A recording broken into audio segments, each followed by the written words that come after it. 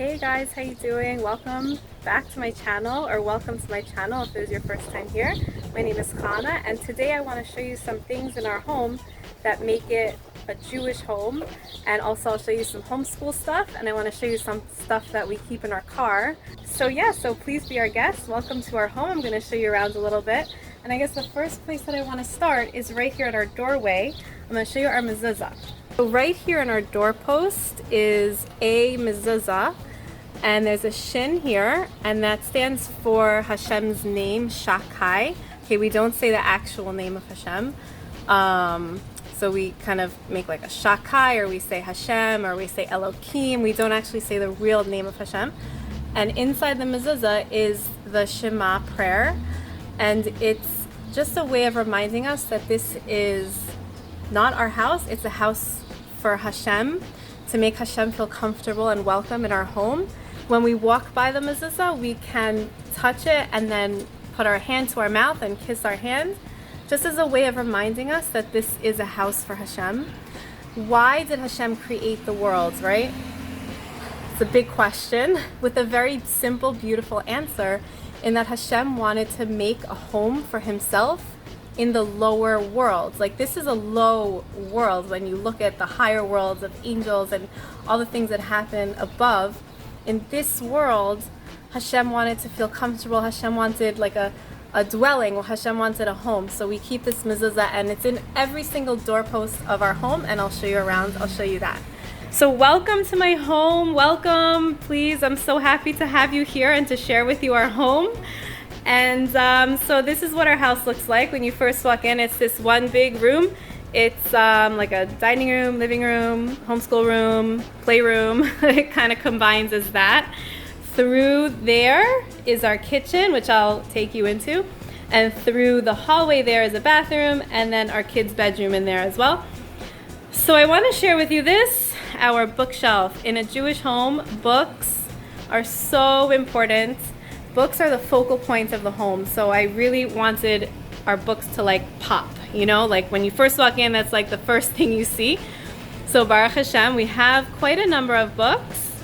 There's definitely families that I've been to that have a ton more, but Baruch Hashem, this is what we have, and we're really thankful. So let me show you a couple books that we have on our shelves. These are all Jewish books here on our wall. So we have Shulchan Aruch here, a ripped Siddur cover. Shulchan Aruch, we have Chumash, we have two of them. We have a Tanakh, we have Chumash with Rashi, we have Tanya, two books are out being read. Another Chumash with Rashi, we have Tehillim. This is a Siddur, Chitas. I want to share with you this Chitas. Chitas is an acronym. It stands for Chumash, Tanya, Tehillim. And a Chumash is the 5 books. So in here is the 5 books of the Torah. There's also a Siddur in here. There's a whole book of Tehillim. And there's a Tanya as well.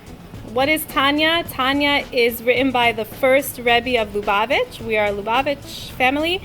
And so this is very important for us to learn each day. And we do. We learn it ourselves. We learn it with our children. Such amazing, beautiful teachings. What I just said about the world being a place for Hashem to live, making this place a comfortable place for Hashem to live, that's a teaching from Tanya, from the Alter Rebbe.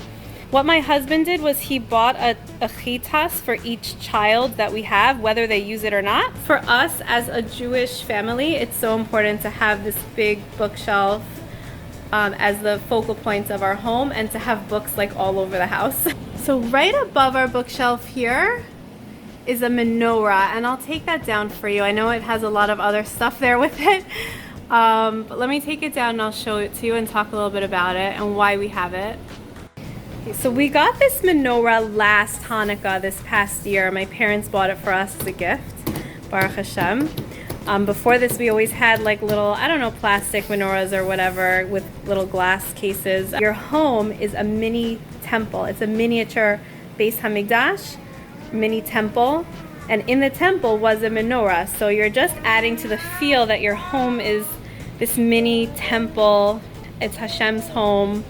right? And it's always Hanukkah. It's every single day is Hanukkah. Every single day we're trying to add light to the darkness in the world, and that's kind of what this menorah represents. It's been a really beautiful addition to our home, and it's so nice to have it displayed.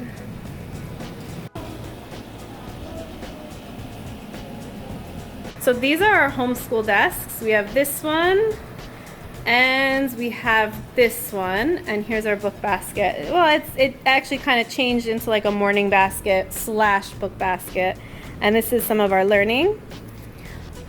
Going back to some Jewish stuff in our home,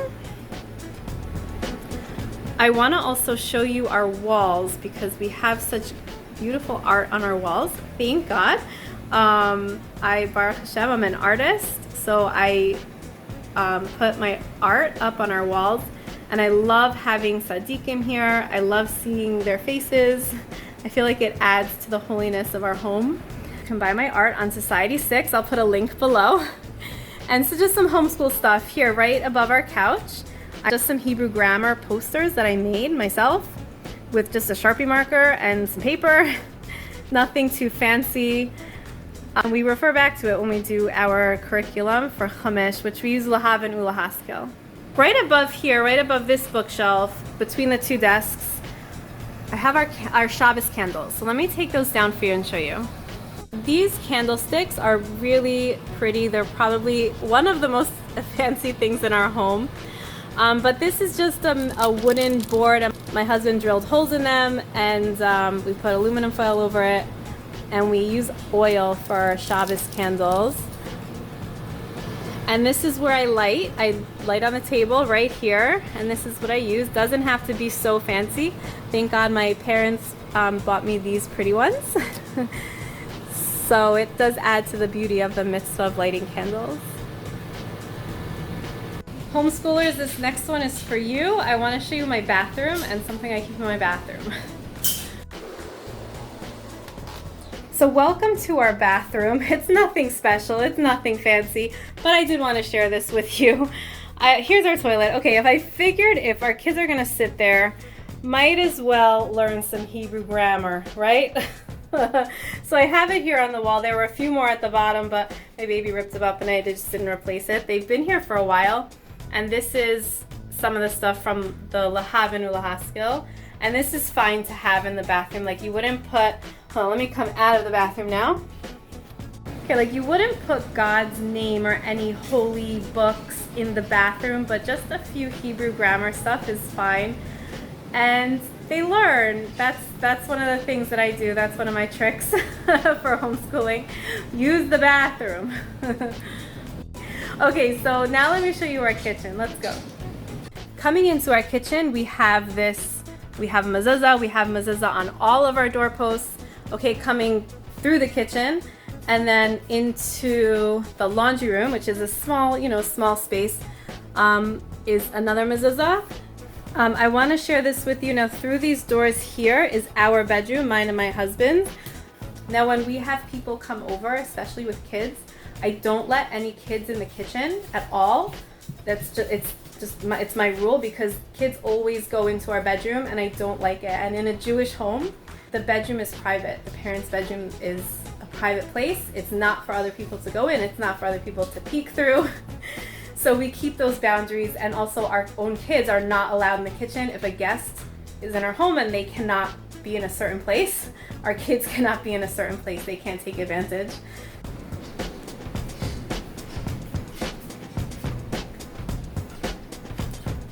So welcome to our kitchen, and it's not so messy, thank God. So here I just wanted to show you some things that we do in our kitchen to make it a Jewish kitchen, which would be that the meat and milk is separated. All meat, all dairy is separated. So this side is all of our meat, okay? Like anything that we cook with meat and whatever, we mainly use this side, and that's dishwasher also would be for meat dishes. And then this side right here, we have a toaster oven and dal. And this counter is for dairy. We don't eat a lot of dairy, so It's mainly the toaster oven, and we make cheese sandwiches or pizza or something. Sometimes I make macaroni and cheese in it. But that's just about our small dairy section. This stuff is not dairy, but it goes on the dairy counter because I can't put it on the floor because my baby gets to it and makes a big mess. We do have separate towels when I wipe the tables and things. These are all my dairy rags. And then I have just this kind of like a mess over here, but this is but these are my meat. Like I use these for the meat counters to wipe up. I want to show you one more thing that's up here that I keep in my kitchen. And we have a tzedakah box here. Tzedakah boxes we have all over the house. We have one here, we have on our bookshelf, we have by our kitchen table where we eat. We have in the kids' bedroom also, and in the kitchen, okay? And this is called a chitas, and I keep this in the kitchen as well. Now, kitchen is a very holy spiritual place because that's where you make food, that's where the food like goes into you, nourishes you, and then with the energy from your food, you do mitzvahs with it. It's important for us as a Jewish family, as a Chabad family, to have pushka here, a tzedakah box, and a chitas here just to add a little bit more spirituality to the kitchen.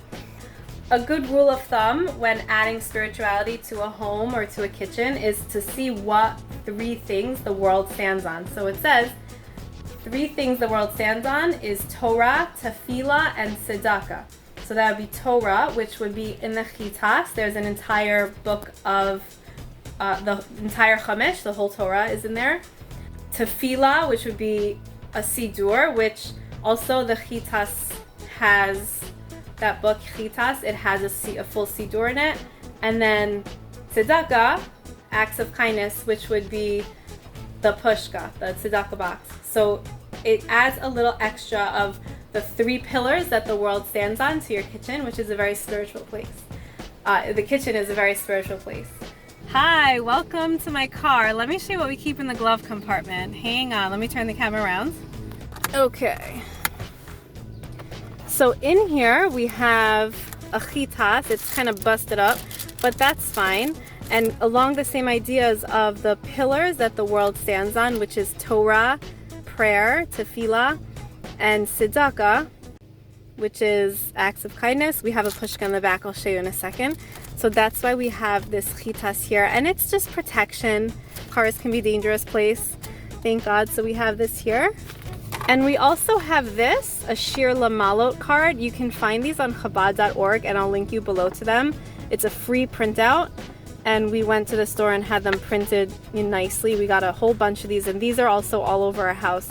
But we keep it in our car, and again, it's the same thing, like just protection.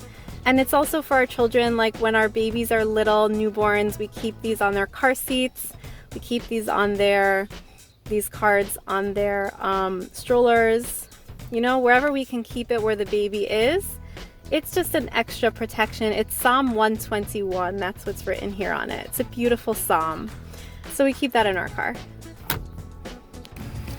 Coming around to the back of our car, right here in our door, we keep a pushka going with the 3 pillars that the world stands on. So we have a tzedakah box right in our car. I wanted to show that to you. It's right in our door.